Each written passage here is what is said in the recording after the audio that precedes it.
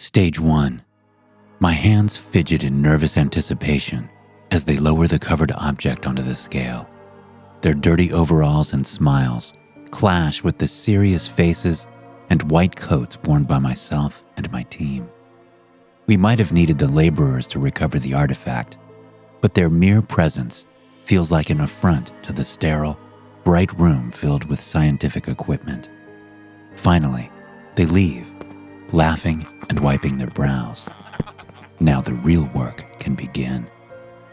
This is the kind of thing every archaeologist dreams about.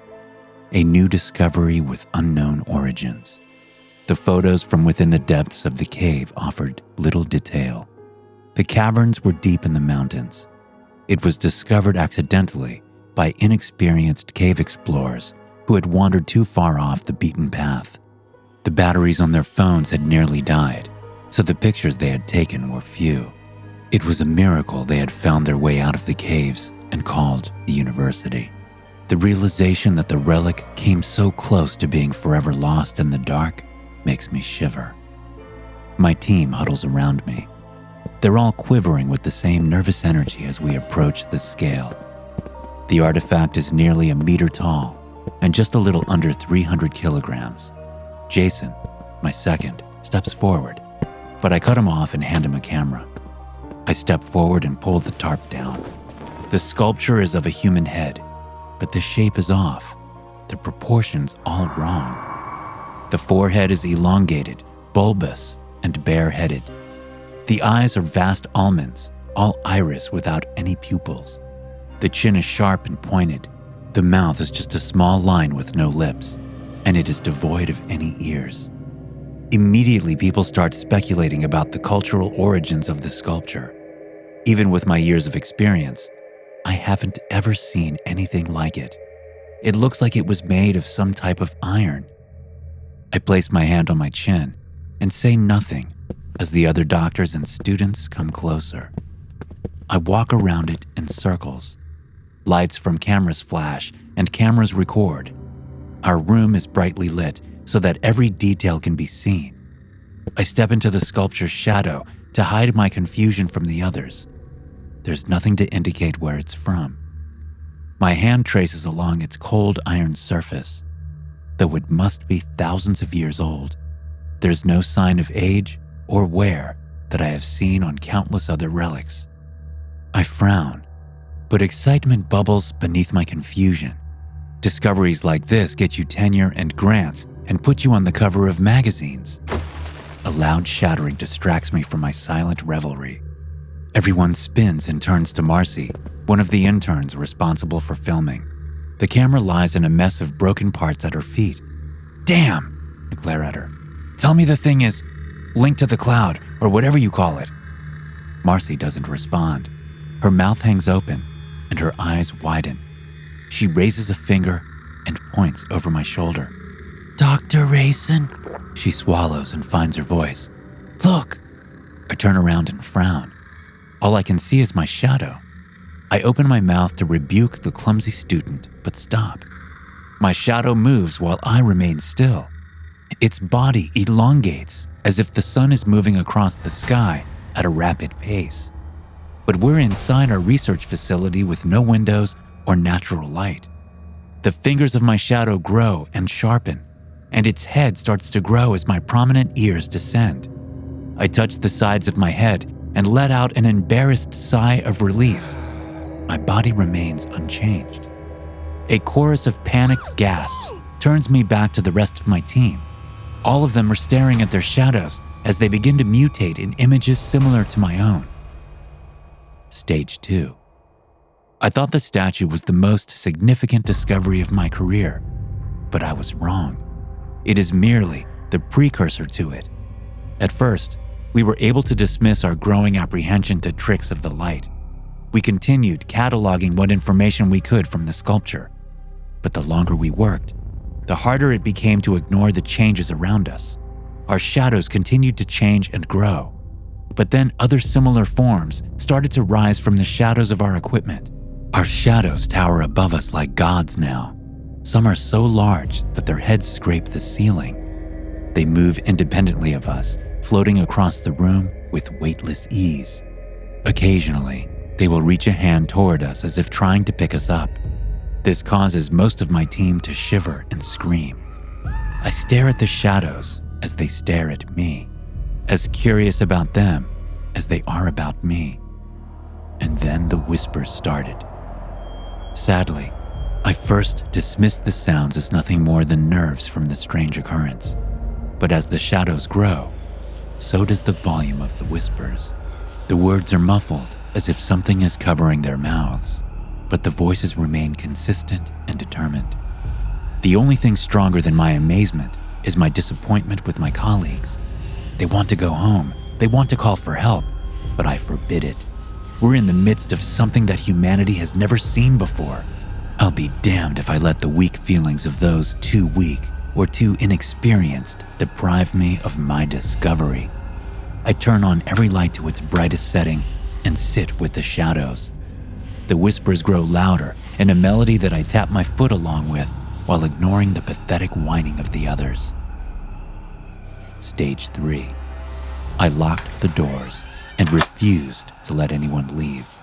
Hiding from my team was easy after the shadows spread over our vision. I can see nothing now, just the vague outlines of equipment and furniture in the room, and, of course, that of the sculpture. The darker the world around me grows, the more the shadows become clear. Their words are becoming more transparent. Although the language is indecipherable, they are the most beautiful sounds I have ever heard. Power emanates throughout the room. No longer able to see, I can sense where the sculpture is. The air is thick where it rests in the center of the room. The voices gather around it. While everyone else huddles together in a shamble of tears and prayers, I alone venture toward the figure. I bump and trip over equipment, but I'm guided by the songs of the shadows. Eventually, I make it to the epicenter of the room. I stare into the blackness. Familiar shapes begin to form once more against my blindness. It's a portal, I realize, a gateway to another world, to where these beings call home. They are legions, and they all sing in that same beautiful, unknowing voice, like a choir of angels. I reach my hand through to the portal, but grasp nothing but air. It still remains immaterial, but as I watch, the outlines grow more substantial and detailed. It's only a matter of time before we can reach the other side. I share this discovery with the rest of my team, but they only answer in wails and screams. They beg me to let them out. Some threaten and curse my name, and others try to find me and take the keys for themselves. I smile as they crash into each other, hurting themselves while looking for me. They're a disgrace to our field. Here we have discovered a society that exists alongside our own, that has gone entirely unnoticed by the rest of humanity. Yes, we have given up our eyesight, but our perception and wisdom have only grown. Any archaeologist who isn't willing to sacrifice for discovery should turn in their PhDs. The shadows watch them and laugh, and soon, my own laughter choruses along with these divine beings. Stage 4. I no longer understand what the rest of my team is saying. I hear the pathetic desperation of the others as the portal grows more defined, but the words have lost all meaning. To see the world beyond the veil, I had to give up my eyesight. Likewise, I had to give up our language to converse with the beings. How can one even describe their language? Trying to explain would be the same as if trying to explain English to a hummingbird. We are so beneath their understanding that it's impossible to convey in words. Yet, like the last sacrifice, this one was worth it for the fleetest knowledge of their majestic language. Each word is brimmed with a multitude of thoughts and emotions. A few short syllables can contain limitless awe and power. My attempts at conversations have all failed. I can manage just a few of their words to form through the labored use of my lips and tongue. The shadows laugh at me, but I harbor no embarrassment or resentment. It's no different than a parent laughing at their child as they try to imitate them. Hot tears run down my eyes as I try in vain to communicate with them. Unlike those archaeological frauds, my tears are not in desperation. They are in salvation. Humanity has always questioned the existence of divinity, relying on faith in the face of something that cannot be proven. Now, I have not just discovered the proof of actual gods, I am one with them. The shadows reach for us again, and this time they take hold of something intangible. My colleagues scream as their consciousness is torn from their bodies, their language stripped from them instead of freely given. I rise from my feet and don't flinch or flail like the others. I lift my arms open to the shadows in a loving embrace. They carry me through the portal, into the world beyond. Vast cities and mountains lie beneath the darkness, but the shadows loom above them all. They are more remarkable than their greatest creations by simply existing. My arms stretch and sharpen, my ears and mouth shrink, and my head starts to grow. Though I am merely a fraction of what they are, I smile and sing along with them as fresh tears of joy run down my face. SCP-1806 is a stylized sculpture of an elongated human head 0.8 meters in height and massing about 300 kilograms. Immediately after exposure, SCP-1806-1's shadow will begin to display anomalies, primarily by becoming darker than ambient lighting should allow, and by changing its shape to no longer be consistent with SCP-1806-1's outline. Starting at 6 to 12 hours after exposure, SCP-1806-1 will begin to perceive objects and entities within shadows cast by other objects. Between 24 and 48 hours after exposure, SCP-1806-1 will begin to lose the ability to visually distinguish objects, becoming functionally blind. Objects and entities within shadows are now particularly clear to SCP-1806-1, and any area of darkness will be described as a portal into some other reality. Between 24 and 48 hours after exposure, SCP-1806-1 will begin to present a form of aphasia that begins with the occasional inappropriate or nonsensical word choice and progresses into complete inability to communicate. The ability to understand spoken language from Foundation personnel degrades similarly.